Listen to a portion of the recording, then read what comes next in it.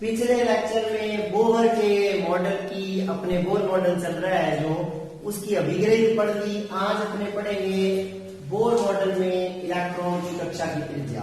अभिग्रहित capital A point था, आज ये कैपिटल बी पॉइंट स्टडी करेंगे। देखो मैं लगाता हूं बोर मॉडल की दूसरी अभिग्रहित। अगर लेक्चर अच्छे से सुना है, सबको याद है एम वी आर एल बराबर NH बटे 2 पाई था। अब nवीं कक्षा में इलेक्ट्रॉन Rn त्रिज्या पे गति कर रहा है। देखिए ये कक्षाएं थी, पहली कक्षा में त्रिज्या R1, दूसरी में R2, तीसरी में R3, nवीं में Rn हो गई और वेग उसमें Vn हो गया, उसको Ln लिख दिया ऐसे। ये समीकरण पहली आ गई।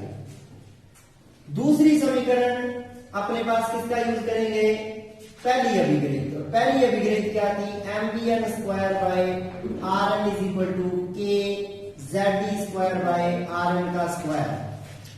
यहां क्या होगा? Rn से Rn कैंसिल हो जाएगा, तो mvn square is equal to k zd square by Rn। मुझे Rn की वैल्यू फाइंड करनी है। Vn और Rn दो चीजें हैं, तो समीकरण 1 से आप लोग Vn का मान डिस्प्लेस कर दो, रिप्लेस कर दो। Vn यहां से निकाल के यहां रख दो, सारी इक्वेशन Rn में बन जाएगी। तो 1 नंबर समीकरण से Vn निकाल दो, क्या आएगा? NH बटे ये mRn नीचे चला जाएगा, 2 पाई mRn। ये Vn का जो मान है समीकरण 3, इसको रख देते हैं 2 में रखने पर। जब 2 में रखोगे तो V की वैल्यू आएगी NH बटे 2 पाई mRn की होल स्क्वायर बराबर k zd स्क्वायर बटे Rn। अब इसके अंदर इसकी स्क्वायर है, m है, पूरा ऊपर करोगे, Rn इधर ले आओ, इसको नीचे ले जाओ। मुझे Rn की वैल्यू फाइंड करनी है। k zd स्क्वायर बटे ये नीचे चला जाएगा m n h square n square h square upon 4 pi square m square Rn square, ये आ जाएगा। यहां भी Rn का स्क्वायर आ रहा है, Rn का स्क्वायर आ रहा है, उसको रखेंगे इधर ही, तो Rn अपॉन Rn का स्क्वायर इधर रहेगा। समझ गए? ये Rn का स्क्वायर इधर ही रखेंगे, बाकी सारा उधर ले जाएंगे और k zd स्क्वायर तो है ही। अब यहां से जो कैंसिल हो रहा है काट देंगे, m से m कैंसिल हो गया। उसके बाद देखिए k की वैल्यू क्या होती है? k की वैल्यू होती है 1/4 पाई एप्सिलॉन 0, उसको भी रख दिया।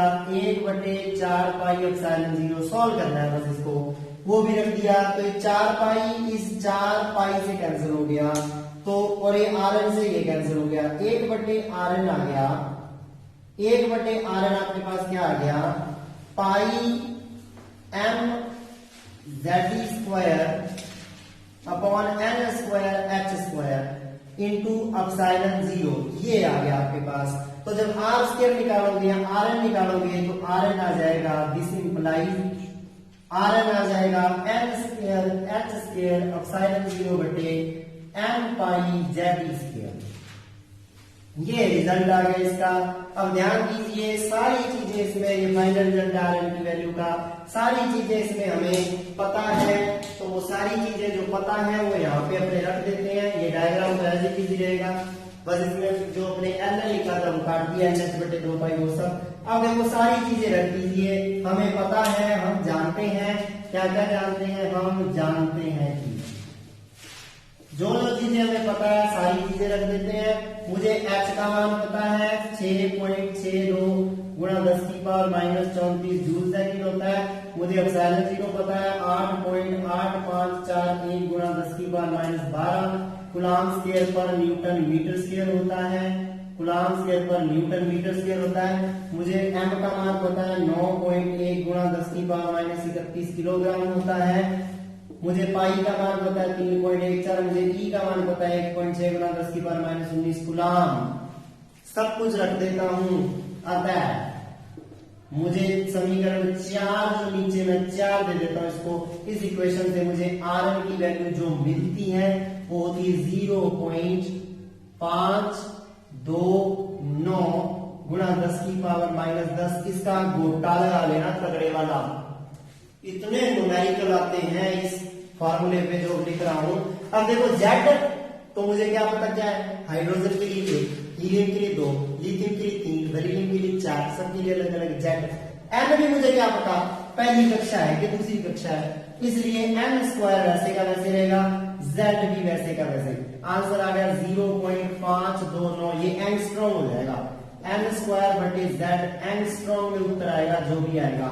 तो आर एन की वैल्यू ये आ जाती है भाई इतने एंगस्ट्रॉम। अब देखिए सीधी सी बात है, आपके पास अब ऑप्शन है आर एन के अकॉर्डिंग आर एन की वैल्यू आ जाएगी। देखिए अब आपके पास ये भी ऑप्शन है कि हाइड्रोजन है, हीलियम है, उसके लिए जेड अपने तरीके से एडजस्ट हो जाएगा। अब हम बात करेंगे हाइड्रोजन की। हाइड्रोजन के लिए जब बात हाइड्रोजन की होगी तो हाइड्रोजन के लिए आपको पता है जेड की वैल्यू 1 हो जाएगी, तो आर एन की वैल्यू सीधी सी बात है 0.529 एन स्क्वायर बटे 1 हो जाएगा, यानी कि 0.529 एन स्क्वायर हो जाएगा। अब आ जाएगा हाइड्रोजन की पहली कक्षा, हाइड्रोजन की प्रथम कक्षा की त्रिज्या। जब प्रथम कक्षा की त्रिज्या निकालोगे तो एन को क्या रख देंगे, प्रथम कक्षा की त्रिज्या एन को रख देंगे 1, एन को 1 रख दोगे तो R1 आ जाएगा 0.529 एंगस्ट्रॉम, या ब्रैकेट में एंगस्ट्रॉम भी लिखना है। 0.529 एंगस्ट्रॉम ये होती है हाइड्रोजन की पहली कक्षा की त्रिज्या, जो ये वाली है छोटी कक्षा। और ये जो कक्षा की त्रिज्या होती है ना 0.529 एंगस्ट्रॉम, इसको लगभग 0.53 भी लिख सकता हूं क्योंकि दोनों में 5-3 एंगस्ट्रॉम लिख देते हैं। ये होती है A0। इसको बोहर ने बोला था कि ये मेरी बोहर कहता मेरी त्रिज्या है। ये हाइड्रोजन की पहली त्रिज्या को अपनी त्रिज्या मान ली उसने, बोहर त्रिज्या, क्योंकि सारी जिंदगी लगा देता है वैज्ञानिक उस चीज पे, तो वो खुद का ही मानता है उसको। तो बोहर त्रिज्या का मान क्वेश्चन पूछ ले पेपर में तो 0.53 एंगस्ट्रॉम होता है, कोई दिक्कत नहीं है, बहुत आसान है। एक क्वेश्चन है आपका जो पेपर के अंदर आया है, उस क्वेश्चन को हम डिस्कस कर लेते हैं 2009 के अंदर। और वो क्वेश्चन पता है क्या कह रहा है, कहता हाइड्रोजन परमाणु की पहली कक्षा की त्रिज्या, हाइड्रोजन परमाणु की पहली कक्षा की त्रिज्या यानी कि R1 0.529 एंगस्ट्रॉम है। अगर वो नाम ही देता तो याद रखनी है कि है, दी हुई है। मुझे दिया है क्वेश्चन 2009 में जो आया था उसमें दिया है क्या दिया है कि पहली कक्षा की त्रिज्या कितनी है 0.529 दिया है, और वो कहता तीसरी कक्षा की त्रिज्या ज्ञात करो, तीसरी कक्षा की त्रिज्या ज्ञात करो। पहली कक्षा की त्रिज्या दी है, हो गया क्वेश्चन। यहां से ध्यान दो Rn समानुपाती है n की स्क्वायर के, है कि नहीं, यानी कि ये चीज आपको डेरिवेशन के अंदर ही लिखनी है। Rn समानुपाती है n की स्क्वायर के, यानी कि चूंकि Rn समानुपाती है n की स्क्वायर के, तो जब आप बात करोगे दो हिस्सों में बांट लोगे इसको, R1 समानुपाती N1 स्क्वायर और R3 समानुपाती N3 स्क्वायर, यही होगा। और N1 को आप क्या लिखोगे 1 का स्क्वायर, और N3 को सीधा ही लिखो ना 3 का स्क्वायर। N की वैल्यू है ना, N की वैल्यू 1 है तो पहली कक्षा है R1, N की वैल्यू 3 है तो तीसरी कक्षा है R3। तो R1 समानुपाती 1 की स्क्वायर एंड R3 समानुपाती 3 की स्क्वायर। अब क्या करो, दोनों का भाग ले दो, R3 बाई R1 कर दो तो 3 3 9 बटे 1, समझ गए। तो मुझे क्या ज्ञात करना है R3, तो सीधी सी बात है R3 क्या आ जाएगी, R3 आ गई 9 गुणा R1, यानी कि 9 गुणा 0.529 एंगस्ट्रॉम। जो भी इसका उत्तर आएगा वो हम निकाल के रख देंगे 2.12 एंगस्ट्रॉम। जो वैल्यू आती है R3 की 2.12 एंगस्ट्रॉम आ जाती है। बस इतना ही ध्यान रखना है कि कोई भी क्वेश्चन आ जाए ऐसा, दिमाग होता क्यों नहीं रखते हो आप लोग, न्यूमेरिकल फिर भी नहीं कर पाते हो, तो ये आपकी गलती है। पता चल रहा है ये है, जो भी कहे मान रख दो। 10वीं कक्षा हो तो R10 बराबर 10 का स्क्वायर, 12वीं कक्षा है R12 बराबर 12 का स्क्वायर कर दो, अनुपात दे देना बाद में। पहली के लिए 1 का स्क्वायर, तीसरी के लिए 3 का स्क्वायर भाग दे दिया। जो समानुपाती नियतांक है कट जाएगा सारा, आंसर लास्ट में आपको ये मिल जाएगा। ऐसे क्वेश्चन बहुत मिलेंगे, एक क्वेश्चन में दिया है 2010 में पूछा था, उस क्वेश्चन में वो क्या कह रहा है, मैं क्वेश्चन रिपीट करता हूं और उसका आंसर आप कमेंट करके मुझे बताना। 2010 में क्वेश्चन आया था, कह रहा है हाइड्रोजन परमाणु की तीसरी कक्षा, तो ऐसा देखते ही लिख दिया करो R3, ठीक है। समानुपाती 3 का स्क्वायर, सीधी सी बात है मेरे पास। ये दी हुई है 4.77 एंगस्ट्रॉम। R3 भी मुझे दी हुई है, और R3 कितनी दी हुई है, 4.77 एंगस्ट्रॉम दी हुई है। पूछ क्या रहा है, तीसरी कक्षा की त्रिज्या दी है 4.77, पहली कक्षा की त्रिज्या ज्ञात करो। देखो 9 में क्वेश्चन पूछा, उसका उल्टा पूछ दिया इसने। पहली कक्षा की त्रिज्या यानी R1 मुझे ज्ञात करनी है, तो R1 समानुपाती 1 स्क्वायर, मुझे दोनों का वैसे ही भाग दे देना है R3 बटे, अब मुझे R1 बटे R3 करना है, क्योंकि R1 फाइंड करना वो ऊपर रखा है, थोड़ा आसान हो जाता है। R1 बटे R3 कर देंगे तो आ जाएगा 1/9, तो R1 आ जाएगा R3 बटा 9, और R3 का मान आपको पता है कितना है, 4.77 बटा 9, उत्तर भी एंगस्ट्रॉम में आ जाएगा। 4.77 में 9 का भाग दे देंगे तो उत्तर आना चाहिए जो वही आएगा, कितना आएगा, 0.53 एंगस्ट्रॉम। ये लो, ये इसका उत्तर आ जाएगा। जब 4.77 में भाग दोगे 9 का तो उत्तर आ जाएगा 0.53 एंगस्ट्रॉम, जो आपके पास लगभग आना था। ये आपके पास क्या जाता है, आंसर आ जाता है। समझ आ गई बात। 4.77 इसमें तो ये 0.5 दोनों को करते हैं, यहां 2.12 ही आता है। वो 4.77 में 9 का डिवाइड करोगे तो 0.53 तो नहीं आएगा, कितना ही आएगा, ठीक है। इसकी कैलकुलेशन कर लेना, ठीक है। त्रिज्या निकल गई। अब करेंगे इलेक्ट्रॉन का कक्षीय वेग। सी नंबर पॉइंट हो जाएगा बोर मॉडल का। और अब करेंगे इलेक्ट्रॉन का कक्षीय वेग। और कक्षीय वेग निकालते टाइम बच्चों सीधी सी बात ध्यान दो, Rn की वैल्यू है इक्वेशन 4 में, यहां रख देंगे 3 के अंदर, यहां से Vn मिल जाएगा। यानी कि जब सी पॉइंट करेंगे तो इधर कर रहा हूं, 4 को 3 में रखने पर 4 नंबर समीकरण को 3 नंबर में रख देंगे, आंसर आ जाएगा।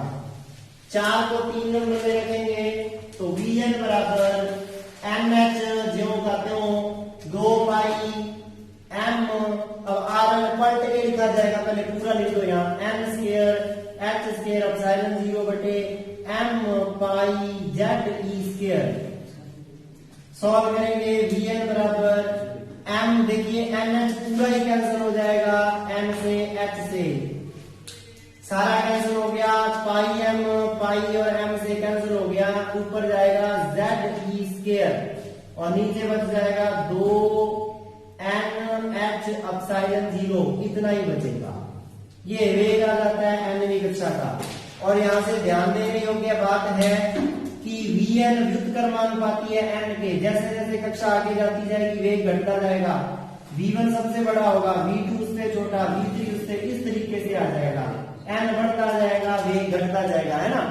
फिर देखिए जब सारे मान रख देते हैं, E का मान 1.6 गुना 10⁻⁻19 कूलम, H का मान 6.6, तो मात्र किसी भी मान का नहीं भूलना।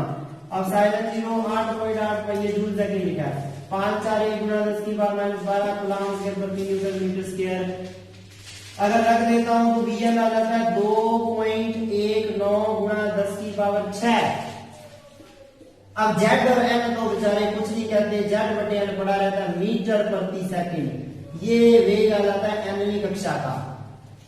जो याद रखना है, nवीं कक्षा का वेग 2.19 गुना 10⁻6। अब देखिए अगर हाइड्रोजन के लिए बात करें तो वही सेम चीज आ गई, ब्लू से ही वहां लिखा था, याद रखा करो, यहाँ भी उसी से लिख देते हैं। हाइड्रोजन के लिए Z1 हो जाता है, Z1 हो जाता है तो Vn आ जाएगा 2.19 गुना 10⁻6 बटे n। अब हाइड्रोजन की प्रथम कक्षा का वेग आप निकाल सकते हो, दूसरी तीसरी कुछ भी पूछता रहे कोई समस्या नहीं है, n के मान रखते जाओ। पहली कक्षा के लिए 1, दूसरी के लिए 2, तीसरी के लिए 3, ये वेग आ जाता है लेकिन जब आपको कोई पूछता है कि आप लोग इलेक्ट्रॉन की गतिज ऊर्जा कैसे निकालोगे डी नंबर पॉइंट में, तो गतिज ऊर्जा निकालना तो बहुत ही आसान है। गतिज ऊर्जा को के से लिखते हैं, क्या होती है 1/2 mv²। तो v की जगह v लिख दिया। v का मान मेरे पास ये रहा। समीकरण नंबर इसको मैं दे देता हूं 5। तो यहां पे क्या करूंगा, 5 को रख देते हैं यहां पर। तो गतिज ऊर्जा यहां आप सीधा यूज कर सकते हो, चूंकि Vn का मान अगर अलग से टॉपिक आ जाएंगे तो वहां 5 नंबर कहां होगी, इसको याद रखना पड़ेगा। ये है Vn। Vn का मान रख देते हैं 1 में। 1 में Vn का मान रखने पर रख दिया जी, के आ जाएगा 1/2 m गुणा Vn की स्क्वायर है z² e4 अपॉन 2 गुणी 4 n² h² एप्सिलॉन 0²। यहां से जो चीजें आने वाली है बहुत इंपॉर्टेंट आने वाली है। गतिज ऊर्जा आ जाएगी z² m z² e4 बटे 8 n² h² एप्सिलॉन 0²। ये गतिज ऊर्जा का मान है। जब सबका मान रख देते हैं उत्तर आ जाता है 13.6 इलेक्ट्रॉन वोल्ट बटे n² इंटू z², जो आपको याद रखना है। जब सबका मान रख देते हैं ना, ई का n बार बार लिखना है, क्या लिखना है h एप्सिलॉन 0, लेकिन पेपर में अगर अलग से टॉपिक आएगा तो लिखना होता है सारा कुछ। सारे मान रख देंगे जब, तो k का मान इलेक्ट्रॉन वोल्ट में है ये, तो उत्तर जो आएगा ना वो सॉल्व करने के बाद इलेक्ट्रॉन वोल्ट में आएगा। ये आप निकाल सकते हो, इसमें भी न्यूमेरिकल पिछले वर्ष में आया हुआ है। उसके बाद निकालेंगे कौन सी ऊर्जा, गतिज ऊर्जा निकल गई। इसके बाद अपने ये पार्ट जो है आपको समझाने के लिए हमने छोड़ा था। इस अगले पार्ट में क्या आ जाएगा, स्थितिज ऊर्जा आ जाएगी, और स्थितिज ऊर्जा फिर कुल ऊर्जा आ जाएगी। स्थितिज ऊर्जा तो बहुत ही छोटा सा पॉइंट है, इलेक्ट्रॉन की स्थितिज ऊर्जा। इलेक्ट्रॉन की स्थितिज ऊर्जा को यू से लिखेंगे। स्थितिज ऊर्जा क्या होती है, हम आपको विभव वाले चैप्टर में करवा चुके हैं। थर्ड चैप्टर याद करो, के Q1 Q2 बटे R, यानी कि स्थितिज ऊर्जा यू होती है के Q1 Q2 बटे R। अब यहाँ पे नाभिक है, नाभिक के चारों ओर घूमता है इलेक्ट्रॉन, तो Q1 तो मेरे पास Z है और Q2 मेरे पास E है इलेक्ट्रॉन का। तो यानी कि सीधी सी बात है, ये आ जाएगा के ZE बटे RN, R की जगह RN हो गया। तो इसको डायग्राम को बनाने की जरूरत नहीं है। क्या आ जाएगा, के Z² बटे RN। RN का मान हम निकाल चुके हैं, RN का वो मान एज इट इज यहाँ पे पुट कर देंगे, और RN की वैल्यू थी m², RN की वैल्यू थी m² h² एप्सिलॉन 0 बटे पाई me²। ये RN की वैल्यू आई थी। अगर आप Z में रखते हो तो इसको नीचे ZE² था, यही थी। Rn की ये वैल्यू यहां रख देते हैं। Rn का मान 1 में रखने पर Rn का मान देखो, यहाँ Vn का मान रखा है, यहाँ Rn का मान रखा है, किया तो कुछ है नहीं, सारा कुछ Vn Rn निकालना सीख लो बस। और निकाल के हम मान ही रखते हैं, मान रख देते हैं। एक में V या U आ जाएगी मेरे पास, K का मान भी रख देते हैं, K वाले के ही रखो, के Z² बटे Rn की वैल्यू है n² h²। बताऊं क्या आएगा, इसका आंसर जो है इतना ही आएगा, लेकिन यहाँ पर 8 की जगह 4 आ जाएगा और आगे माइनस आएगा। क्यों, क्योंकि इलेक्ट्रॉन का चार्ज माइनस होता है ना, तो माइनस होता है तो यहाँ माइनस आ जाएगा, यहाँ माइनस आ जाएगा। आगे वैल्यू पुट की, के की वैल्यू भी रख दी 4 पाई 1/4 पाई एप्सिलॉन 0। याद रखना आसान रहेगा, सेम आंसर लिख देना या 4 कर देना, फिर भी सॉल्व कर लो। कितना आएगा देखो, इसको 4 पाई एप्सिलॉन 0 रखो, Z² Z इसके ऊपर जाएगा, एक पहले Z इसके ऊपर है, Z² E4 हो गया, पाई और m, पाई m एक बार ऐसे रखो, नीचे k की वैल्यू आ गई 4 पाई एप्सिलॉन 0 गुणा n² h² एप्सिलॉन 0।